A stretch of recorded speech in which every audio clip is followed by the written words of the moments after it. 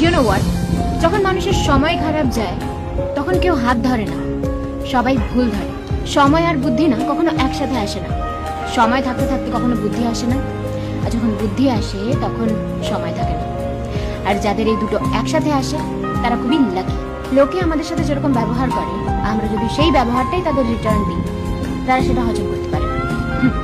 আর তখনই তুমি বাজে হয়ে যাবে তাদের কাছে। শোনো, কারোর ওপর অন্ধবিশ্বাস করা উচিত না, কারণ একজন অন্ধ মানুষও যখন দেখতে শেখে তখন সে প্রথমে ওই লাঠিটাকেই ফেলে যে লাঠিটা এতদিন তার সাথে ছিল। পরকে আপন বানানো অনেক সোজা, কিন্তু আপনকে আপন বানিয়ে রাখা অনেক বেশি কঠিন।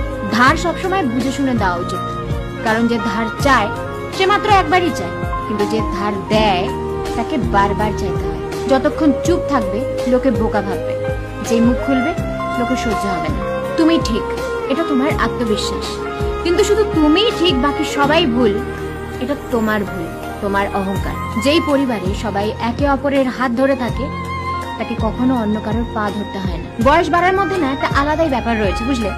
চোখ ঝাপসা হয়ে যায় ঠিকই, কিন্তু মানুষকে ঠিক চেনা যায়। মানুষ হলো অনেকটা আয়নার মতন, যখন ভালো থাকে তখন সবাই দেখে চলে যায়, কিন্তু যখন ভেঙে পড়ে তখন সবাই পাশ কাটিয়ে চলে যায়। তখন সম্পর্ক যাই হোক না কেন, একটা জিনিস মাথায় রেখো, যার কাছ থেকে তুমি আশা করবে সেই তোমার জীবনে তামাশা করবে। কাউকে নিজের মনের কথা অনেক ভেবেচিন্তে বলা উচিত, কারণ এটা স্ক্রিপ্ট